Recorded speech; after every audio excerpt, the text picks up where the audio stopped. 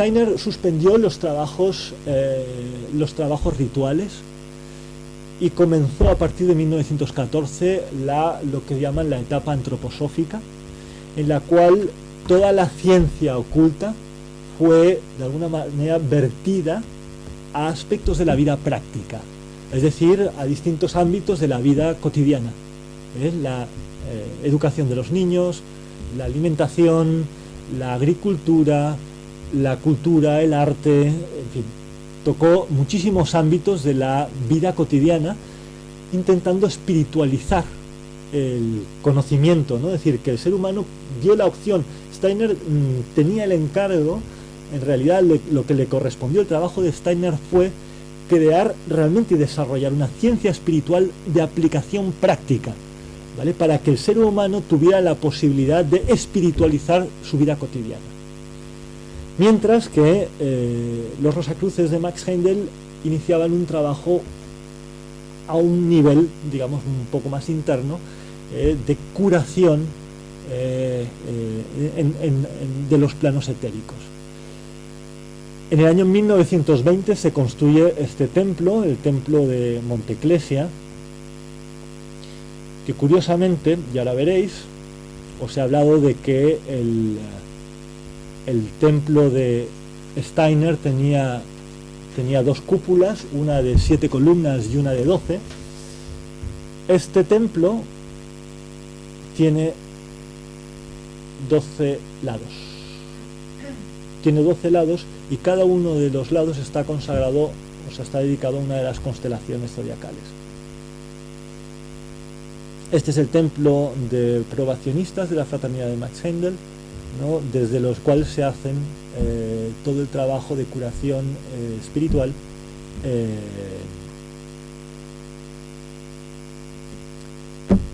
bueno, es decir, desde el que se desentrañan los misterios del cosmos, ¿no? Este es el interior, que en la parte superior representan las distintas constelaciones, ¿no?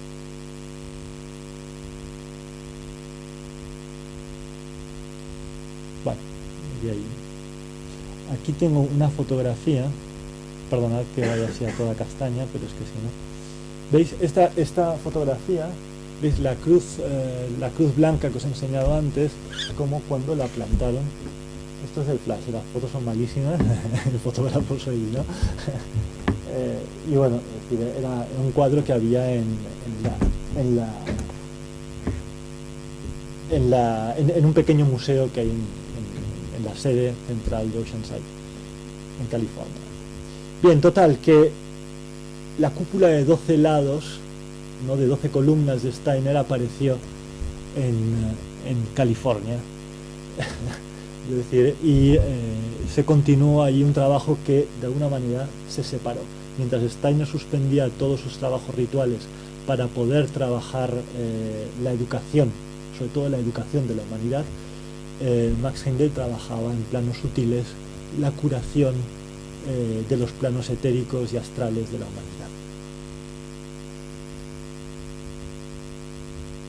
Esto de aquí no me entretengo, son fotografías de la biblioteca de Manly Hall en Los Ángeles, que está muy cerca de él. Bien, en el año 1924 en Holanda, el señor Jan van Rijkenborg, la señora Catarose de Petri, entran a formar parte de la fraternidad Rosacruz de estudiantes de filosofía de Max Heindel, y estuvieron trabajando en dicha fraternidad durante toda la época de las guerras. De las dos guerras estuvieron trabajando intensamente en la curación espiritual, tal como la venía trabajando la fraternidad de Max Heindel. Sin embargo, hemos visto la cruz negra, la cruz blanca de Max Heindel. Ellos proyectaron y recibieron el encargo de clavar la tercera cruz, la cruz de oro, es decir, con el pentagrama ya no detrás de la cruz, sino en el centro de la cruz, y dirigieron su atención hacia el centro espiritual del ser humano, del corazón humano, ¿no? Y dijeron: En el centro del corazón humano se encuentra el átomo simiente del espíritu. Ese Atman está ya presente, vivo, activo en el ser humano, ¿no?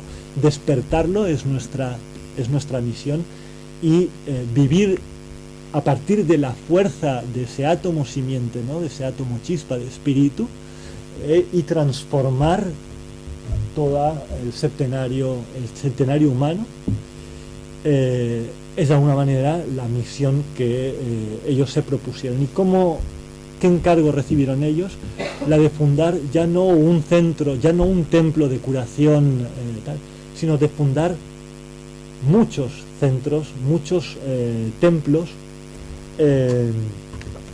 consagrados a la fuerza, a la fuente, a la fuerza del espíritu, en los que activaron, inflamaron un fuego muy potente en cada uno de sus templos, y intentaron establecer toda una red de templos que cubriera toda Europa, América y, en la medida de lo posible, todo el mundo, ¿no? Es decir, empezaron a hacer un trabajo ritual, un trabajo templario, a las 12 del mediodía, en la cual se unía en una única vibración todos los templos foco de toda Europa. Eso permitía crear un tremendo campo electromagnético, un tremendo campo en el que llamaron ellos un campo de vida. En este libro, La Gnosis en su manifestación actual, el señor Van Reichenborch, explica de alguna manera el sentido del encargo, ¿no? Es decir, cómo se crea un campo electromagnético de esas cualidades, ¿no? Es decir, en un foco templo, en un templo foco, ¿no? Es decir, y se lleva a cabo el segundo mandato, el siguiente mandato que recibía todo Rosacruz, que era que en un momento de la vida tenía que acudir a la morada del Espíritu Santo. Pues la misión que ellos se propusieron es crear esa morada del Espíritu Santo, crear una red darle una proyección universal a esa morada del Espíritu Santo, ¿no? Es decir, donde los Rosacruces se encuentran periódicamente. Y para ello construyeron pues muchos templos. El primero de ellos, como les dije, en Renova, en Holanda. Este es el templo circular de Renova, consagrado a la Rosacruz de oro, a la Rosacruz Aurea.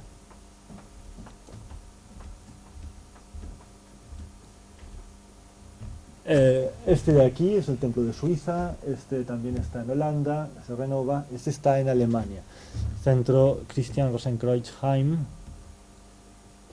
Luego este es Alemania, este también es Alemania, que también está en Holanda, pero estos templos, por ejemplo, están en Brasil, estos en Francia. Este de aquí está en Canadá, creo. Este es Hungría. El centro Van Reichenborch Centrum, cerca de Ámsterdam.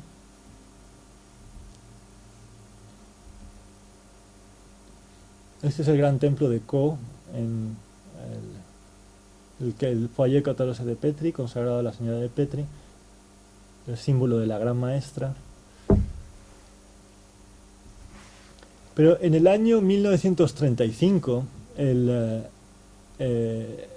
vieron la dificultad, el señor Van Reichenborch y la señora de Petri, que ya eran los impulsores de este nuevo desarrollo de la espiritual de la Rosacruz de oro, vieron la dificultad de trabajar con la fraternidad de Max Heindel, y en el año, creo que es en torno al 35-36, se separan y crearon su propia escuela, lo que generó pues un conflicto bastante grande, ¿no? Es decir,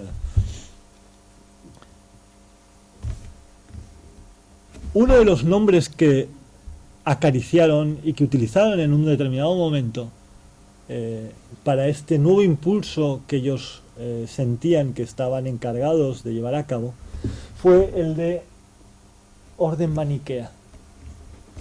El maniqueísmo, la dualidad del maniqueísmo, que según Steiner y el señor Max Heindel tenía que ser la que prepararía los misterios, que prepararía los desarrollos espirituales de la humanidad en el sexto periodo cultural, fue de alguna manera como el objetivo, la inspiración de los grandes maestros, de los fundadores del Lectorium Rosicruciano. Cuando hablo de la escuela de la Rosacruz Áurea, estoy refiriéndome al Lectorium Rosicrucianum, en la última de las escuelas de la que formo parte. Bien, ellos concibieron una escuela que tenía una forma externa, una escuela externa completamente rosicruciana, pero que su escuela interna tenía que ser maniquea, o al menos de inspiración maniquea. Y ese maniqueísmo lo encontraron primero en la gnosis, en el gnosticismo alejandrino, pero después y sobre todo en el catarismo. El movimiento cátaro es un movimiento maniqueo del siglo XII, de esa época, es decir, que fue exterminado en el siglo XIII. Este de aquí es el templo de España, el templo del Nuevo Mercurio, que se encuentra en Zaragoza, al que yo creo que podemos invitarles, ¿no, Per Antón? Pueden no convidarlos, sí. Al que, bueno, decir, os invitamos y... Bien, en el sur de Francia, en los años 40, se convirtió en un foco espiritual bastante potente y el que distintos maestros, distintas personalidades del mundo esotérico dirigían su atención. En aquel lugar había una persona ya mayor, este señor, el señor Antonín Gadal, que se identificó como el último patriarca de la fraternidad cátara, que había recibido por tradición de su maestro Don Garrigou, que a su vez había recibido un maestro anterior, etcétera, etcétera, los misterios de las Santas Consolaciones de Belén. Él estaba buscando a quién transmitir el legado espiritual, los rituales, el ritual del consolamentum y demás, ¿no? Buscaba un discípulo para transmitirle esos misterios, esos secretos y tal de la fraternidad precedente. Y lo encontró en los señores Van Reichenborch y de Petri, que en un momento dado viajaron al sur de Francia, entablaron contacto con el señor Gadal y a partir de ahí empezaron a construir la escuela interior de la fraternidad, del Lectorium Rosicruciano, ¿no? de la Rosacruz Áurea. De manera que podemos decir que el Lectorium Rosicrucianum tiene de Rosacruz su aspecto interno, pero su escuela interior ya no es solamente Rosacruz, sino que además trabaja a partir del dualismo, del maniqueísmo, del catarismo. Este es un monumento, el monumento a Galad, que construyeron, que pusieron en el sur de Francia, una excursión que esto sí que cuando queráis podemos hacer a la zona de la zona de iniciación de los cátaros, donde vivía el señor Antonín Gadal. Construyeron este pequeño monumento Galad, la piedra de la alianza entre la fraternidad de los cátaros, la fraternidad de los Rosacruces y la fraternidad del Santo Grial.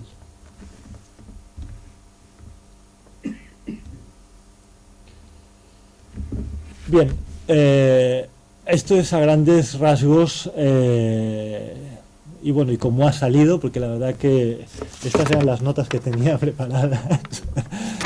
Es decir, yo os podría seguir atormentando con ideas y reflexiones, pero tal vez sería interesante que ahora pues bueno, es decir, diréis vuestra opinión sobre lo que habéis escuchado, nos aportéis ideas, que sé que por ahí hay algunas personas que tienen ideas muy claras sobre el particular, y que bueno, puedan enriquecernos para aquello que decía al principio, ¿no?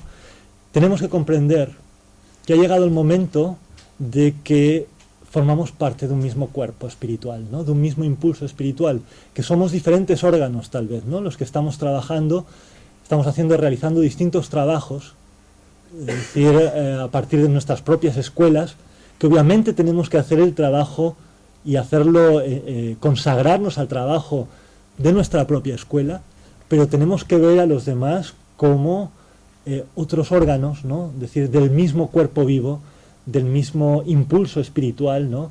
De ese cuerpo etéreo de Cristian Rosacruz, ¿no? Que es el que inspira, ¿no? Los maestros, esa gran fraternidad, ¿no? Es decir, que en definitiva ha ido impulsando cada uno de estos grupos y creando estas distintas escuelas, ¿no? Es decir, ese es un poco el mensaje, la idea que quería transmitir, que bueno, que obviamente yo entiendo, a la vista de los distintos trabajos que se tuvieron que hacer, ¿no? En diferentes momentos históricos, ¿no? Es decir, entiendo que hubo que separar las escuelas, ¿no? Es decir, crear escuelas diferentes, ¿no? Es decir, pero hay que entender que somos una única fraternidad, una única fraternidad universal, ¿no? Es decir, y que ese es el mismo impulso espiritual el que nos inspira, ¿no? Y bueno, y con esto os doy la palabra a vosotros y bueno, espero que os haya interesado. Gracias.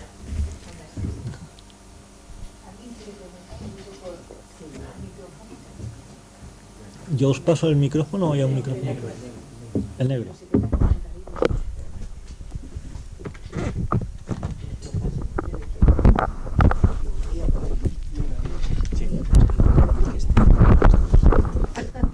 Sí. Bueno, pues no sé. No te preocupes, ya. ¿Sí? Bueno, pues no se oye, ¿verdad? Micrófonos de la cámara. Sí, es de la cámara. Ah. Bueno, pues en primer lugar, felicidades por esta magnífica conferencia que has dado esta tarde, y a mí me gustaría que ahondáramos un poquito más entre lo que tú has dicho de que los Rosacruces o la Sociedad Teosófica en un principio escenificaban, mientras que los masones tenían ritos, ¿no? Entonces yo quería saber, o quería que nos explicaras un poquitín más, si estos ritos que inicialmente hacían la sociedad masónica, después se trasladaron a la sociedad teosófica. Porque no es lo mismo escenificar que ritualizar, porque ritualizar es sacralizar, es de alguna manera sacralizar. Entonces yo quería saber, ¿la sociedad teosófica tenía ritos o no? ¿O simplemente los tenían los masones que luego lo incorporaron los teosóficos? Vamos a ver. La francmasonería siempre ha trabajado con igual, ¿no? Yo no sé si los diferentes grupos de francmasones hoy son muy conscientes de esto que acabas de decir, de que la ritualización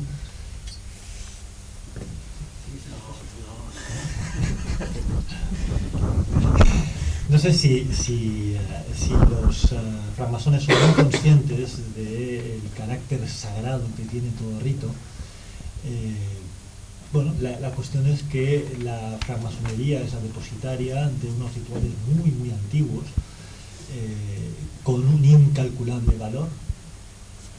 Y Rudolf Steiner dijo sobre ello que era muy importante que esos rituales se conservaran, a pesar de que en este momento del desarrollo de la humanidad ya no tuviera sentido el llevar a cabo ese tipo de rituales.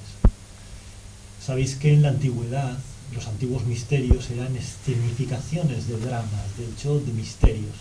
Los misterios eran escenificados. Es decir, está bien la puntualización que haces. Un ritual no es una escenificación. Una cosa es escenificar y el teatro, y otra cosa es un ritual.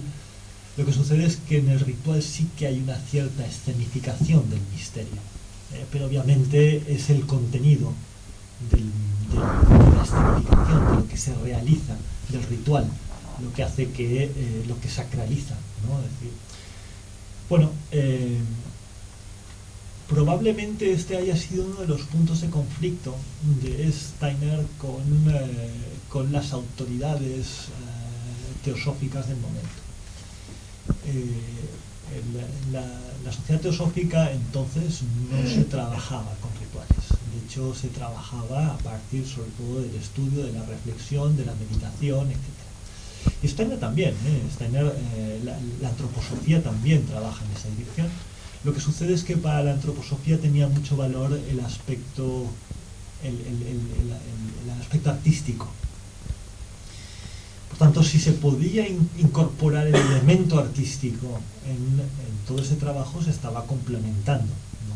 De alguna manera, si bien con las limitaciones que yo tenía, ¿no? Es decir, no es lo mismo sentarnos en círculo y leer un fragmento de la Doctrina Secreta, de la ciencia oculta, del concepto del cosmos, reflexionarlo, ¿tal? Trabajarlo en conjunto, después hacer una meditación o lo que sea.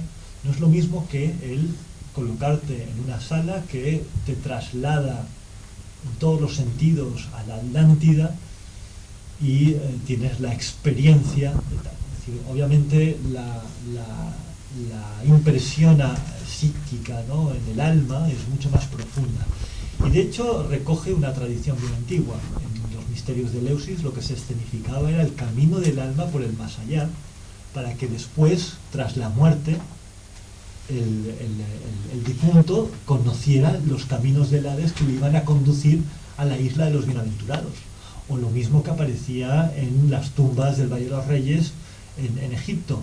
Todos esos mapas son mapas del más allá, que curiosamente son mapas del cielo. Es decir, el más allá como el cielo en los planos sutiles del cielo, ¿no? Bien, pues eso es lo que supongo yo que en aquella época Steiner intentó llevar a cabo con ese trabajo, tanto en el Kenishkultish, que es el culto de conocimiento que trabajaba con la francmasonería, como con esa sociedad más cerrada, más esotérica, de 12 miembros, que era la Sociedad Teosófica para el Arte y para el Desarrollo del Arte. La incorporación de, por ejemplo, dramas de misterios que escribió Steiner, escribió 4 dramas de misterios muy curiosos, ¿no?, en los que se ve la iniciación, las diferentes etapas de la iniciación. Edward Schuré escribió sobre los grandes iniciados, pero también escribió dramas de misterio. Este libro es muy interesante, lo encontré por casualidad en la librería, Tratado de Cosmogonía de Edward Schuré, porque es un curso al que Edward Schuré asistió del Dr. Steiner. Y curiosamente el curso, que son los apuntes, las notas que Edward Schuré tomó de los cursos del Dr. Steiner, vuelve a ser una vez más este libro, es decir, que era el curso que el Dr. Steiner estaba impartiendo en las sociedades, en la sección esotérica de la Sociedad Teosófica. Bien, la francmasonería, como digo, siempre ha trabajado con el ritual, pero el impulso, por ejemplo, hay otros grupos rosacruces, como por ejemplo la Orden Amorc, que trabaja más con el ritual, porque sus orígenes están más vinculados al ocultismo francmasónico del siglo XIX y de finales del XVIII. Y ellos trabajan prácticamente exclusivamente con, bueno, exclusivamente no lo sé, pero trabajan sobre todo con ritual. Sin embargo, todo este movimiento rosicruciano ya no trabaja tanto con el ritual. Y cuando trabajamos con el ritual, trabajamos de una forma muy diferente, no tanto con la escenificación del misterio, sino con la parte de ritual, sacralización de la parte invocativa, ¿no? Es decir, dando valor a la invocación o la importancia que tiene la lectura de un texto filosófico para, de alguna manera, elevar el alma, conducir al alma la atención, digamos, del grupo, es decir, y colocarlo en una determinada vibración que permite después la formación de un campo, ¿no? Es decir, un campo vibratorio X. Bueno, así trabajamos, los Rosacruces tenemos nuestros rituales, pero nuestros rituales son más invocativos, no son escenificados, son invocativos, bueno, se lee textos filosóficos y demás, ¿no? Es decir, son diferentes maneras y, como decía el señor Steiner, en esta época hay que trabajar así. El alma humana está preparada para trabajar de esta manera, ¿no? Y bueno, supongo yo que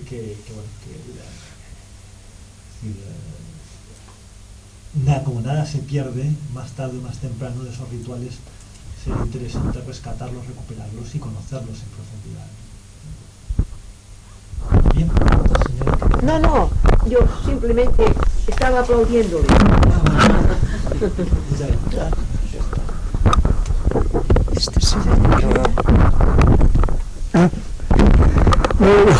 Soy bastante novato en estas concepciones y ha sido para mí un baño de todo lo que he explicado, pero digamos, pregunto, o sea, hago una simplificación en el sentido de que los rituales para mí sería, y digamos proyectados a después de la postmortem, ¿no?, como el mapa, pero además del mapa hay el vehículo. Entonces, en el tiempo que tenemos aquí en la vida, ¿qué es más interesante?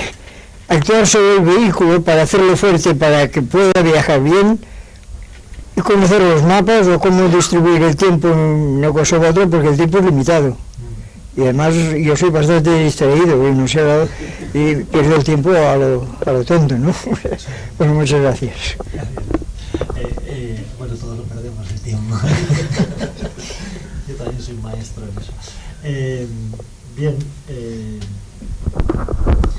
el tema del más allá es muy importante, y quien conoce la doctrina secreta, la ciencia oculta, el concepto Rosacruz del cosmos o la literatura de la escuela espiritual de la Rosacruz Áurea, por ejemplo, este libro de Gloria Intacta, en el que se habla de los diferentes círculos por los que el alma atraviesa en sus distintas iniciaciones, sabe que, bueno, por una parte el vehículo mental es algo que se conserva y que por tanto la información que se tiene a ese nivel es útil, es muy útil.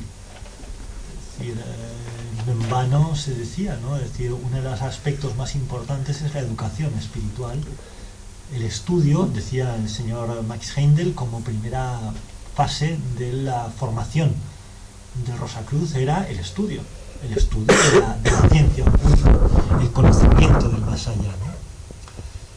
Pero luego, claro, la iniciación es el mapa. La iniciación nos coloca en distintos planos de la realidad suprasensible. Una persona que alcanza un determinado grado de iniciación puede moverse en un plano del más allá, que bueno, es decir, al que no alcanza otra persona que no ha desarrollado esa iniciación, ¿no? Entonces, por eso es importante el estudio y la iniciación, ¿no? Es decir, el estudio y el ritual, es decir, porque en definitiva el ritual lo que hace, ya haciendo un poco una síntesis, es comunicarte con una fuerza que te transforma, ¿no? Y eso es lo importante, ¿no? Es decir, porque cuando uno recibe esa fuerza, recibe la posibilidad de transformación con esa fuerza. Esas fuerzas se invocan, las invoca, uno por la iniciación se vincula a ellas y después trabaja con ellas. Y lo trabaja tanto a nivel personal, transformando sus propios vehículos, como poniéndolo al servicio de la humanidad y del desarrollo de la humanidad. Porque nuestro compromiso, no lo olvidemos, es con la humanidad entera, ¿no? Es decir, nosotros no estamos aquí para entretenernos con literatura extraña, sino que el trabajo que hacemos es para servir a la humanidad y servir el desarrollo de la humanidad, ¿no? Ese es nuestro compromiso, ¿no? Es decir, como teósofos, como rosacruces, como antropósofos, ¿no? Entonces es importante el conocimiento, y como occidentales que hemos desarrollado un cuerpo mental de una forma hasta cierto punto desequilibrada, ¿no? Es decir, tenemos la necesidad de integrar, porque igual en algún otro lugar del mundo donde el vehículo mental no está tan desarrollado, desde la devoción, por ejemplo, se pueda trabajar con mucha más intensidad esa comunicación con las fuerzas y ese conocimiento más intuitivo. Pero nosotros hemos desarrollado un principio mental, es decir, estamos trabajando ese manas, ¿no? Es decir, ese conocimiento cada vez más sutil y más profundo, ¿no? De las causas profundas de las cosas, ¿no? Bueno, pues eso también hay que integrarlo, ¿no? Es decir, y eso obviamente el hecho de estudiar ya es transformador, ¿no? Entonces, bueno, el estudio es una de las fases importantísimas de la iniciación, porque nos prepara el vehículo mental para la recepción después de fuerzas. Porque si no, uno recibe fuerzas y no sabe luego qué hacer con ellas, ¿no? Es decir, al final lo que pasa es lo que ha pasado tantas veces en la humanidad de seres humanos que han recibido fuerzas, que han trabajado con fuerzas de forma muy oscura, muy terrible, ¿no? Y que ha causado grandes daños a la humanidad y a la Tierra, ¿no? Es decir, y a todo el cosmos, de hecho, ¿no? Es decir, porque este cosmos cerrado, ¿no? Que decíamos, este círculo zodiacal que encierra este campo de desarrollo, es un campo de desarrollo destinado al desarrollo nuestro, al desarrollo de la humanidad, de hecho, y todas las fuerzas, entidades, tanto espirituales de todos los niveles que se mueven, están involucradas en el desarrollo del ser humano, ¿no? Y están ayudando a que nosotros podamos llevar a cabo ese desarrollo. Entonces, pues bueno, se trata de poder conectar con esas fuerzas y colaborar en ese y para eso es necesario la iniciación, el rito, etc. A mí me ha surgido una duda ahora.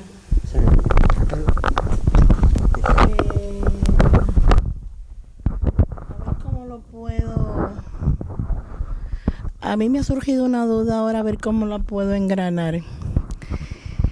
Usted ha planteado el trabajo de la fraternidad blanca y desarrollo de la humanidad en transformar y desarrollar al hombre en vías de la evolución. Y ha dividido esta parte del sufrimiento que ha causado parte de esa humanidad por desconocimiento o por conocimiento.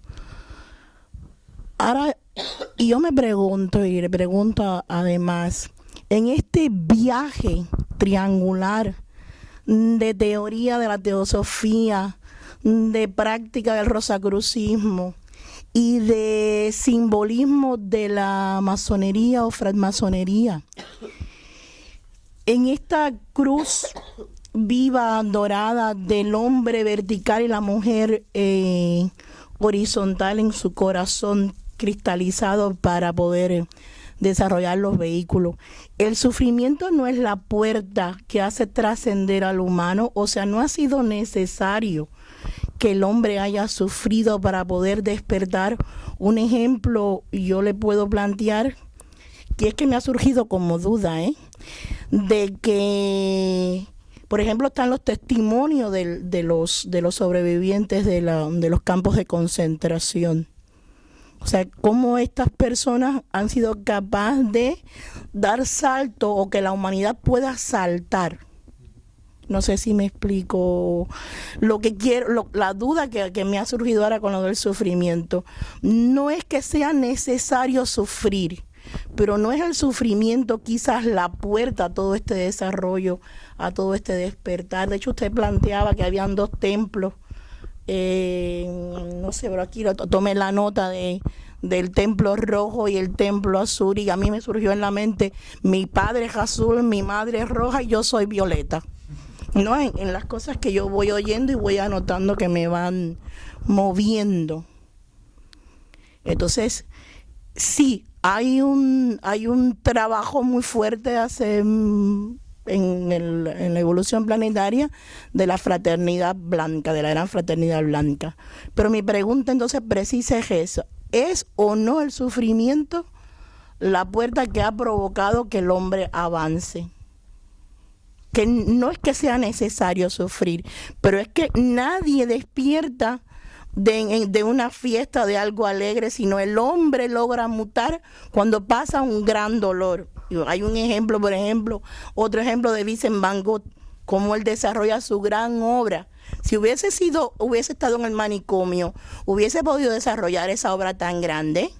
Y lo aplicamos a nuestros días prácticos. Por ejemplo, yo conozco una persona que es el presidente de la Asociación de Discapacitados Visuales, que sufría mucho, y un día conversando le dije: eres el mismo hombre antes de quedarte ciego a los 20 años, que ahora que has sido capaz de crear una asociación y de crear todas las barreras arquitectónicas que has creado y todo lo que has hecho. Y logró entender que todo ese dolor que él ha pasado de invidencia lo ha llevado hasta donde está. Entonces mi duda era eso. Si este triángulo perfecto, pues, porque para mí es lo que yo he visto en ese viaje de teoría, práctica y simbolismo, con la cruz, de hecho, pinté el dibujito con la cruz en el medio. Y ese santo grial, que es para mí la piedra filosofal, para mí. Bueno, la duda, no sé si es una duda, está planteada también. Me agrada cómo lo has planteado, porque realmente es una perfecta síntesis de todo lo que estás explicando de aquí. Un símbolo fundamental de la...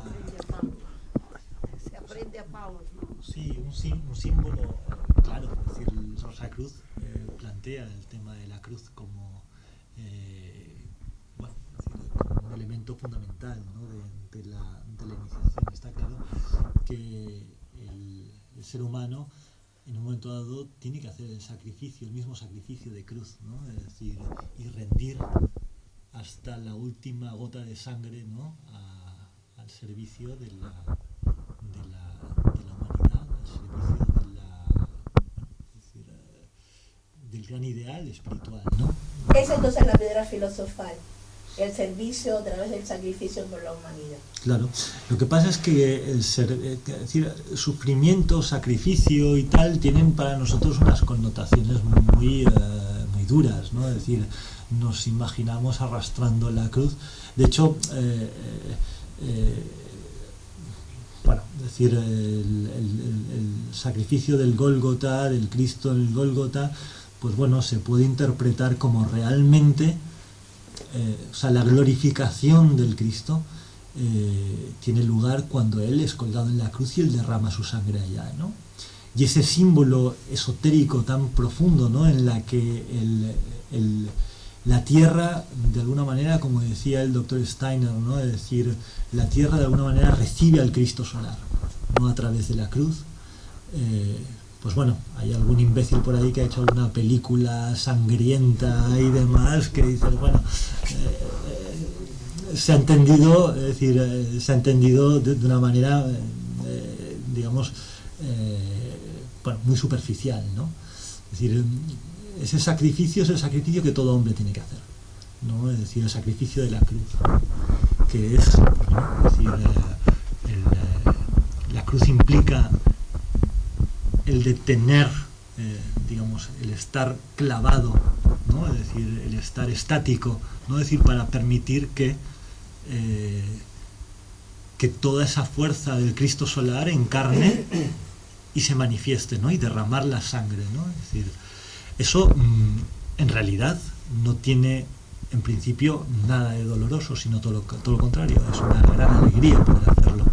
Pero realmente quien tiene esa ocasión, ¿no? Es decir, es algo maravilloso, ¿no? Es decir, no tiene nada de dramático, de trágico, sino que es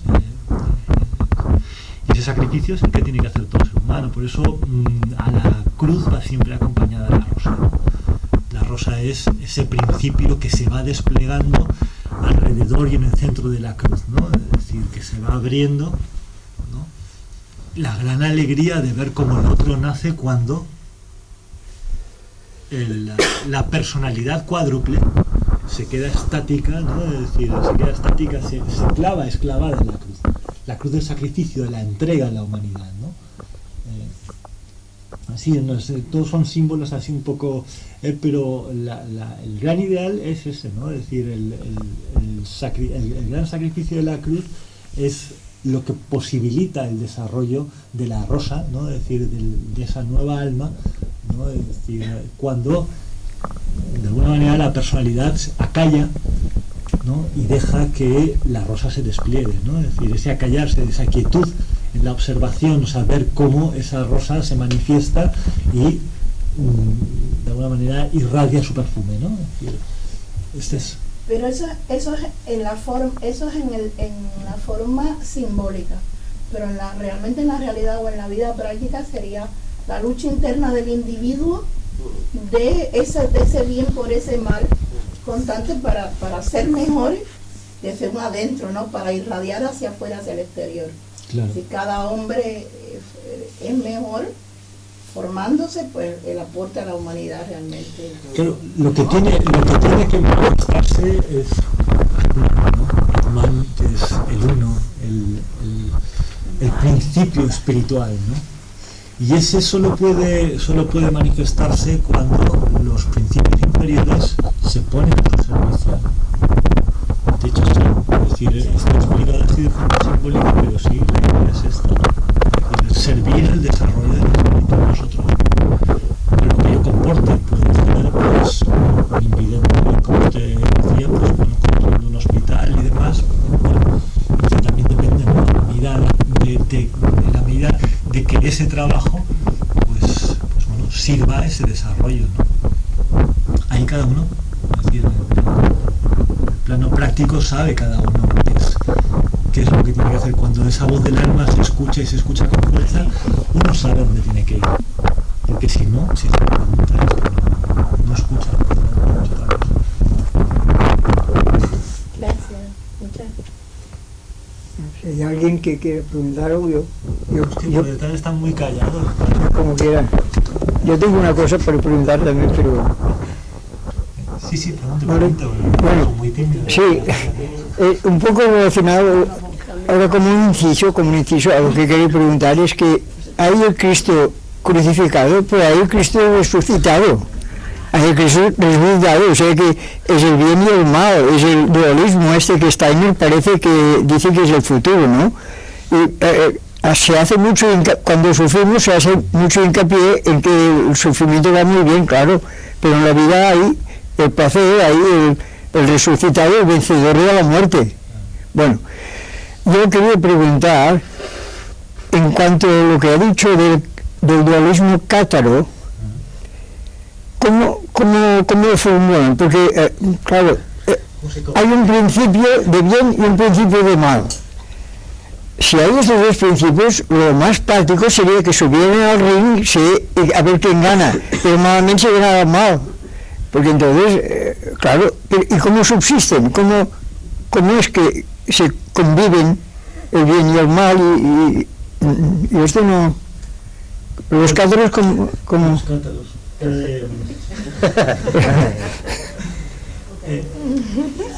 Hay una leyenda, la leyenda que inspiraba a los maniqueos, que es una gran belleza. Cuenta que la luz... existían dos reinos, el reino de la luz y el reino de las tinieblas, ¿no? Y un día los habitantes del reino de las tinieblas vieron al reino de la luz y quisieron penetrar en él y conquistarlo, ¿no? Claro, en el reino de la luz, las entidades que habitaban en el reino de la luz eran incapaces de hacer absolutamente ningún mal y tuvieron que dejar a las tinieblas que los conquistaran, que los devorasen, para poder mezclarse con las tinieblas y para que en las tinieblas existiera el germen de la luz, ¿no? Esa es la gran historia del maniqueísmo. El maniqueo es un ser humano que no lucha jamás, ¿no? Que no lucha jamás contra nada, ¿no? Sino que sencillamente deja que todo lo que tenga que suceder suceda, ¿no? Y permite, ¿no? Es decir, muy consciente de que él es luz, ¿no? Permite que las tinieblas le venzan, lo conquisten, para poder redimirlas, ¿no? Es decir, este fue la gran, digamos, la gran aportación, ¿no? La leyenda del maniqueísmo, ¿no? Bien, este es un poco lo que la fraternidad cátara también hizo, ¿no? Es decir, los cátaros, los perfectos, los puros, no jamás respondieron o prestaron combate, ¿no? a las fuerzas de la oscuridad cuando iban a someterles y demás, y ellos se dejaron en su momento someter, precisamente para que 700 años después el laurel reverdeciera, ¿no? Que decían entre ellos, ¿no? Entre los cátaros, ¿no? Y bueno, es una enseñanza, ¿no? Es decir, el tema es que el catarismo sí que consideraba la luz como algo totalmente, absolutamente incontaminado, ¿no? Es decir, y que en este mundo es un mundo oscuro, ¿no? Oscurecido, ¿no? Pero hay que tener en cuenta que eso no es más que una leyenda, que eso no es más que una etapa en el desarrollo, porque el que encuentra ese principio divino en sí mismo, al final resulta y encuentra el principio divino en sí mismo y realiza el principio divino en sí mismo, resulta que, como decían los rishis de la India, ¿no? Es decir, ya no veo dualidad, ¿no? Por eso hablaba del Ramana Maharshi, una santa a la que le tengo particular admiración y devoción, ¿no? Que es Rima Anandamayi. Ella decía, cuando tú has realizado Atman, ves a lo divino, lo ves en todas partes, y ese es el objetivo, ¿no? El maniqueísmo es una etapa, ¿no? Mientras haya tinieblas habrá lucha, ¿no? Es decir, pero el siguiente paso, el final, es que en realidad no hay más que una cosa, que es el Brahman, y el Brahman eterno, y la eternidad, y Dios crea la eternidad, y de la eternidad procede el cosmos, y del cosmos el tiempo, y del tiempo las generaciones, como decía Hermes, ¿no? Pero todo surge del uno y todo regresa al uno, ¿no? Y es la posibilidad de ver el uno en todas las cosas, ¿no? Es decir, ese es el verdadero objetivo, ¿no? Que de alguna manera, y como veo muchas cabezas afirmando, claro, ¿no? Y es verdad, es decir, es lo que nos toca ahora, ¿no? Ver ese único cuerpo espiritual del que todos formamos parte, ¿no? Es decir, con el que insistía, ¿no? Que hay que ver, hay que releer toda esa historia de los Rosacruces, comprender de los Rosacruces los diferentes movimientos, porque la sociedad teosófica es la madre y la matriz de muchísimos movimientos espirituales, ¿no? Es decir, hay que comprender esos. Obviamente cada uno está donde está y le toca el trabajo que le corresponde, y ese trabajo que le corresponde es el que sin duda le va a conducir a su realización, a la realización del Atman en sí mismo, ¿no? Es decir, en 1, 2, 3 o 4.000 encarnaciones. Pero es aquí donde, como teósofos, donde hay que trabajar, y hay que trabajar con intensidad. Ahora, hemos de ir también a ver a los demás como hermanos, ¿no? Es decir, Anandamayi decía, hay muchos caminos, pero en realidad no hay ninguno, ¿no? Es decir, porque si lo divino si lo divino tuviera que realizarse, no sería lo divino, ¿no? Lo divino no tiene que realizarse, está y siempre ha estado, ¿no? Pero bueno, el ser humano actualmente no tiene los vehículos desarrollados, o sea, no tiene la capacidad de realmente vivir eso así. Podemos hablar, yo lo puedo explicar aquí, todo qué bonito, qué bien, cuánto sabes, ¿no? Es decir, pero no sé, es decir, porque yo no veo lo divino en todas las cosas, ¿no? Es decir, ese es mi objetivo, el día que lo vea. Bueno, es decir, pero tenemos que decir que hay que trabajar. No lo dirás, ya serás. No estaré aquí haciendo publicidad. No lo sabes. No, pero el tema es este, ¿no? Es decir, claro, todos estos, tanto el discurso dualista como el discurso monista, tienen sus trampas, porque uno al final se puede quedar demasiado encerrado en los discursos. Y el problema actualmente que tenemos, unos con otros y unos frente a otros, es que estamos encerrados en nuestro discurso. Y nuestro discurso nos impide ver y comprender que hay muchos caminos, pero en realidad no hay ninguno, ¿no? O sea, ¿qué más cosas?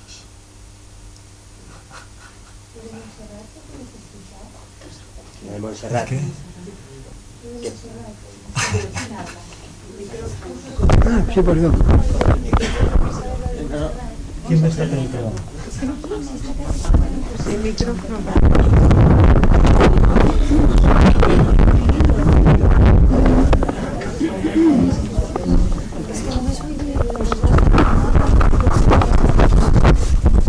Perdón, ¿puedes explicar lo de Montserrat, que has dicho que podíamos hablar? Gracias.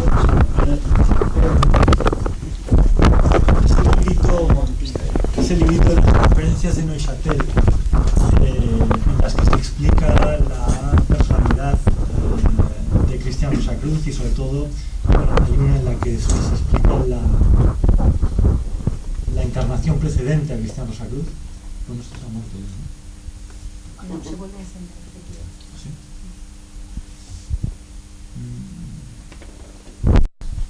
Sí, bueno, es igual, ya en la actividad, no. Bueno, esto me gusta. Me inspira mucho.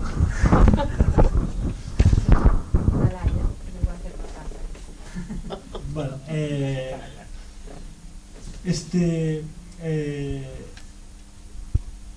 dijo Steiner, no quiso decir dónde había tenido lugar el encuentro ese misterioso de los 12 sabios en Europa, en algún lugar de Europa, dice, ¿no? Y no quiso decirlo porque dijo, bueno, mira, sí, los alemanes probablemente lo interpretarían como una cosa alegórica o lo que fuera, ¿no? Es decir, pero los ingleses estarían organizando excursiones ya para ir a conocerlo, el sitio y tal, y establecer allí cualquier... Es decir, que de hecho evitó que la gente mistificara un poco sobre el tema. ¿Por qué decía yo lo de Centro Europa? Porque esa historia de la encarnación precedente a Cristian Rosacruz, del niño este que vivió 14 años y que transformó el carbón de su cuerpo y realizó el cuerpo búdico, está inspirado en un poema de Goethe que se llama Die Geheimnisse, los misterios. Y precisamente ahí es donde Goethe explica, Steiner hace la lectura del poema de Goethe, hace la lectura esotérica del poema de Goethe, y entonces explica esa personalidad misteriosa de ese niño de 14 años. Pero sí que es cierto que Goethe escribe un poema que se llama Los Misterios, en el que habla de que una persona llega a una montaña o en unas campanas, llega a una especie de templo en el que hay una rosa y una cruz, ¿no? Y entonces le abre una especie de monje ermitaño que está ya con otros 11 compañeros llorando la muerte de su maestro, ¿no? Entonces, bueno, es interesante el poema de Goethe, ¿no? Y curiosamente alguien le preguntó a Goethe dónde había tenido lugar o en qué se inspiró tal y qué montaña era esa, ¿no? Y Goethe le dijo, es una especie de Montserrat tal, muy inspirado en las de tal. Lo que sucede es que Goethe había leído las descripciones, él no había estado en España, él viajó por Italia y demás, Goethe, pero en España no estuvo. Sin embargo, hubo un historiadores de la naturaleza, ¿no?, que escribía mucho en su época, que era un tal von Humboldt, que había estado aquí en España y había conocido Montserrat y hizo unas descripciones muy vivas de Montserrat que por lo visto inspiraron a Goethe para escribir ese poema. Y por eso decía yo lo de Montserrat. Entonces, bueno, con mi curiosidad insaciable, ¿no? Me estuve cotilleando un poco de lo que había habido en Montserrat antes del monasterio y tal, y parece ser que en la antigüedad habían habido 2 ermitas allá, ¿no? Además, Cataluña es un centro en esa época, en el siglo XI, XII, XIII, bastante especial. También hubo una escuela de carmelistas en Girona en la que había también 12 miembros en torno al rabí Nachman, Bonastux Aporta. Había bastantes historias que bueno, no sé, es decir, podía ser eso.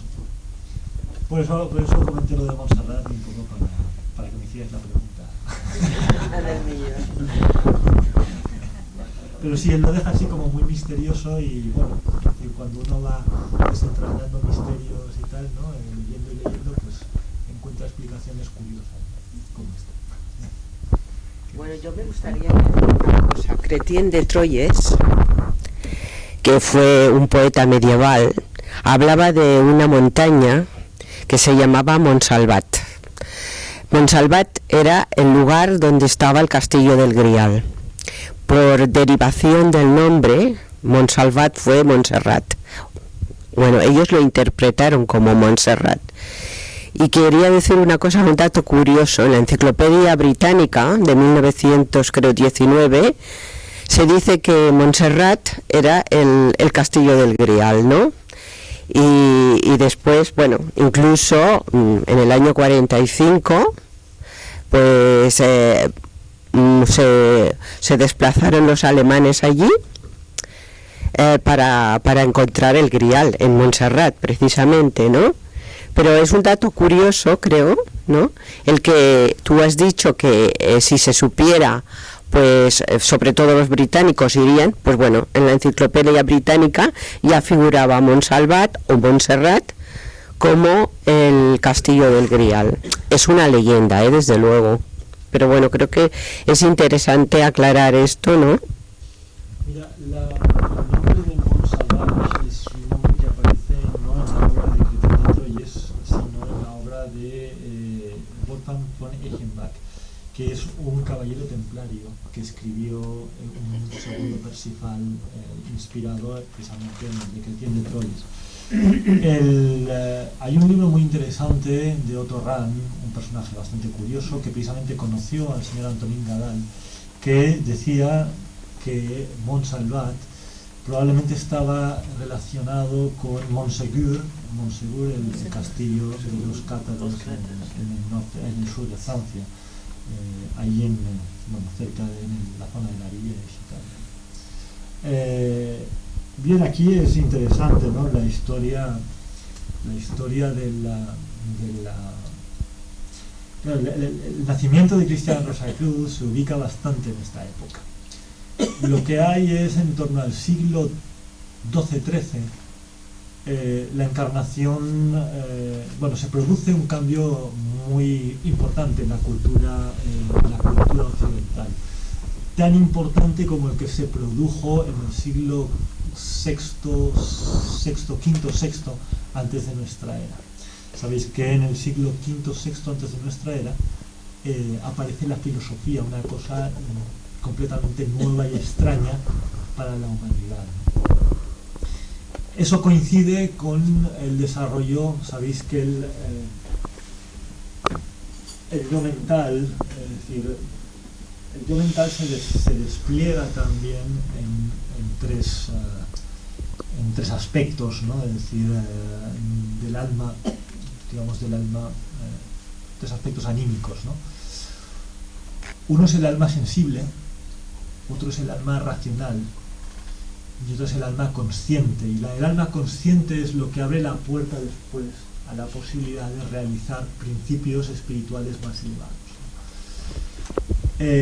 En el siglo XIII tuvo lugar, en torno al siglo XIII tuvo lugar, como si dijéramos, la manifestación del alma consciente, ¿no? Es decir, cuando precisamente eso se puede ver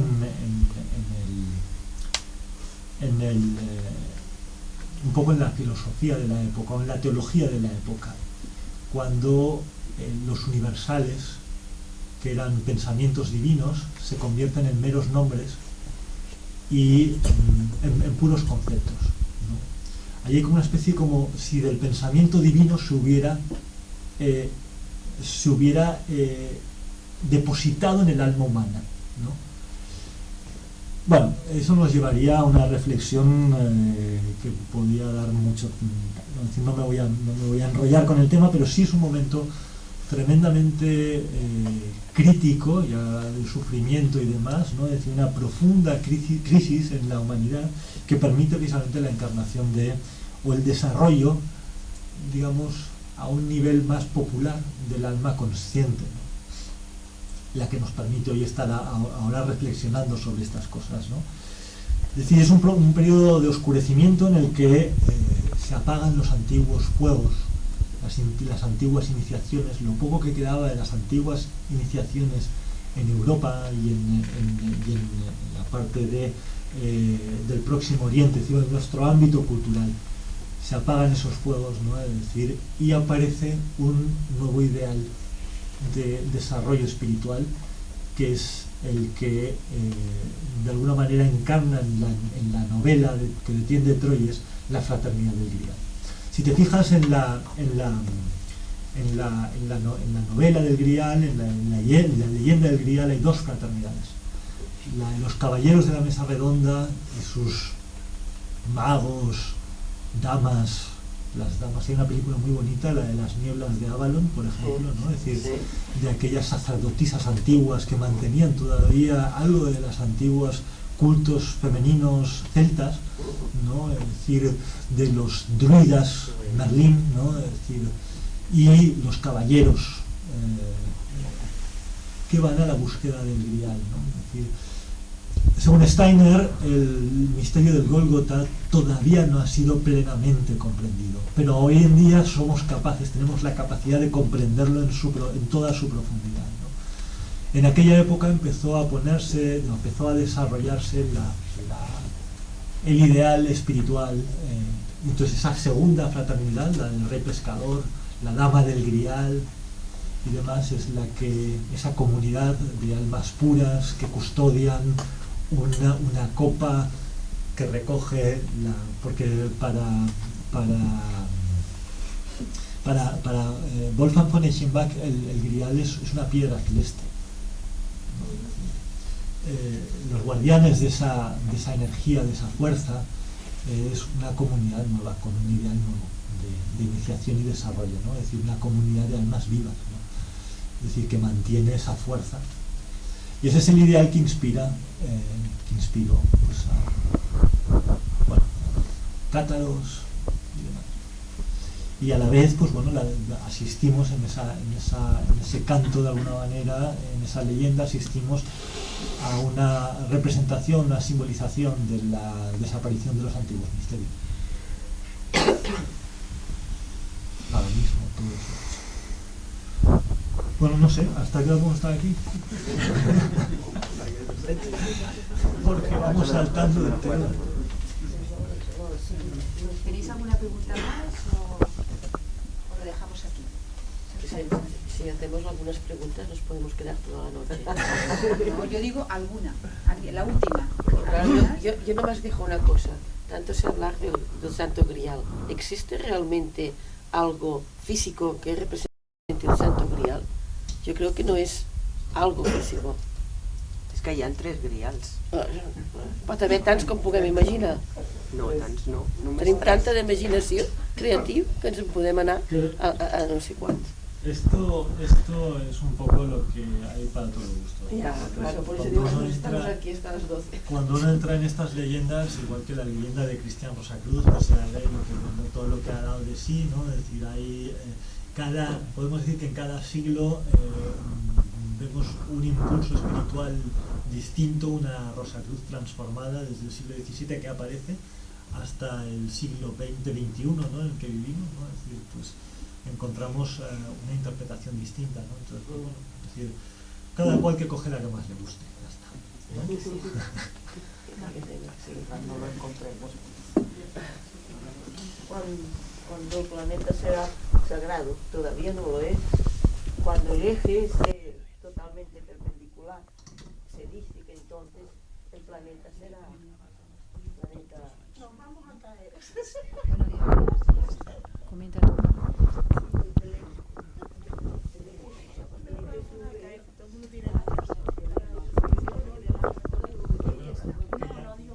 La última.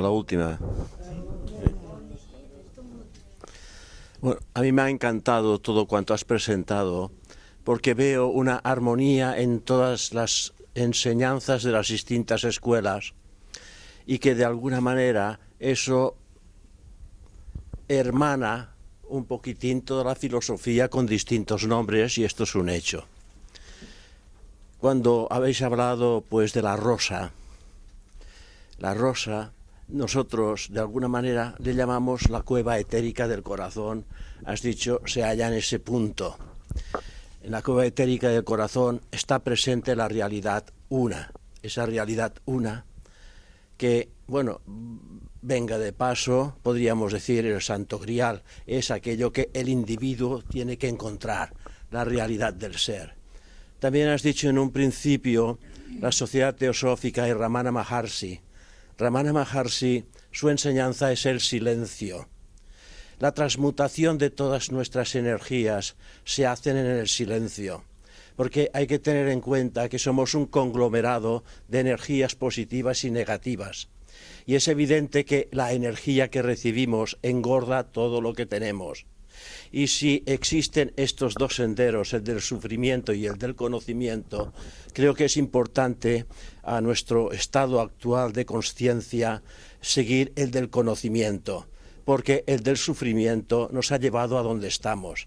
Ahora hay que escoger el del conocimiento, que permite al individuo no tener que pasar por ciertas circunstancias que las experiencias negativas le han hecho pasar. Es importante para mí, ante todo lo que has dicho, la autopurificación mental, emocional y física, porque si eso no se hace, no se puede pretender entrar en los misterios mayores. Conocemos los misterios menores, pero no los misterios mayores. Ese estado de conciencia que Buddhi permite al individuo, porque Buddhi es la luz pura, Buddhi ilumina nuestro intelecto brillante, y entonces es cuando encontramos la auténtica respuesta de aquello que es uno con toda la humanidad, ¿no? Y esto es importante, hermanar las distintas culturas. Todas surgen del mismo tronco en este sentido, y hay alguna que no has marcado, pero que también está entroncada también con la Sociedad Teosófica, Escuela Arcana. Es también una enseñanza realmente extraordinaria que de alguna manera hermana todas las otras. Así que para mí simplemente me resta que felicitarte por la exposición que has hecho. Has tocado distintos puntos que son realmente muy interesantes para todos los aspirantes a la verdad. Cuando decimos que el teósofo es un buscador de la verdad, es una realidad, porque no hay religión más elevada que la verdad. Y eso es lo que buscamos. Y la verdad no está fuera de nosotros, la verdad está en nuestro interior. Y entonces, si hacemos lo que Ramana Maharshi él indica, lo que la voz del silencio, Madame Blavatsky, indica, entonces encontraremos que si buceamos en lo más profundo de nuestra naturaleza interior, encontraremos la auténtica perla, aquello que dice que tú eres eso. Como decía Ramana Maharshi, tú eres eso y no existe otra cosa que la realidad del espíritu. Hoy nos vemos separados los unos a los otros y es un hecho, porque estamos en la periferia de la evolución. En la periferia, quiere decir, nos hemos lanzado al mundo, en la dualidad. Hipnotizados por la dualidad, no vemos la realidad. Creemos que la irrealidad es la realidad y hay que intentar profundizar hacia el interior y darnos cuenta que la realidad es algo pasajero, es algo que pasa, es algo que desaparece, es un aspecto fenoménico de la evolución, igual que existe el día y existe la noche, y que nuestros cuerpos físico, mental y astral no son nada más que aspectos fenoménicos de la naturaleza que nacen y mueren, y que nosotros ahora nos preguntamos, ¿quién soy yo? Si no soy estos cuerpos, ¿quién soy yo? Esta es un poco la pregunta de los grandes sabios, Ramana Maharshi, la sociedad teosófica, Madame Blavatsky, cuando dicen, hombre, conócete a ti mismo, conocerás a los dioses y al universo entero. No podemos conocer nada de todo esto si realmente no nos conocemos a nosotros mismos. Es un poquitín, me parece, la trayectoria en la actualidad. Hoy no sirve la educación filosófica y al mismo tiempo iniciática de los tiempos antiguos. Hoy todo está en nosotros, todas las respuestas están en nuestro interior. Entonces la gran dificultad y el gran paso que el individuo tiene que realizar es volverse frente a sí mismo y dejar de estar de espaldas a la realidad. Nosotros evidentemente vivimos en el mundo y damos la espalda a aquello que somos, vivimos de espaldas a la realidad. Y esto es algo que merece la pena de reflexionar. Y si queremos abrazar los núcleos eternos de la vida oculta que existe en cada uno de nosotros, hemos de dar toda la vuelta e iniciar el camino de vuelta hacia nuestra propia realidad. Eso es lo que enseña la teosofía, la antroposofía, la fraternidad Rosacruz, el Rosicrucianum y la Rosa de Oro, y también la Escuela Arcana. Enseñan el sendero del conocimiento, el sendero del autoconocimiento, porque si abrazamos el sendero del autoconocimiento no tendremos que pasar por ciertas experiencias de sufrimiento y de dolor, porque el sufrimiento y el dolor es en el camino hacia afuera, y el sendero rápido, acelerado hacia la realidad es el estudio, la comprensión y la dedicación al mundo. Después de esto ya... Espera. Nema, muchas gracias. Voy a cerrar, si os parece. Bueno, pues muchísimas gracias. De verdad que ha sido un privilegio. Para mí, estoy encantadísima de que sea la primera de las diferentes conferencias que haremos. Ya el trimestre que viene ya le tenemos de otras cosas, pero será diferente. Yo creo que os gustará mucho. Será de la parte de la India, o sea que será muy, muy bonito. Y lo más importante de todo, que la Sociedad Teosófica, y en este caso la Rama Arjuna, tenemos el primer objetivo, que es formar un núcleo de fraternidad universal. Entonces, ¿quién puede aglutinar todos los núcleos que en este momento hay de conocimiento? La Sociedad Teosófica. Lo ha dicho muy claro, o sea que nosotros podemos englobar todo. Si en aquella época resulta que era Rosacruz y al mismo tiempo secretario general de una sección, pues nosotros lo que podemos es tener la suerte de tener todos los conocimientos de todos y, ya que estamos aquí, aprovecharlos para hacer ese crecimiento interno. Bueno, pues muchísimas gracias y hasta la próxima.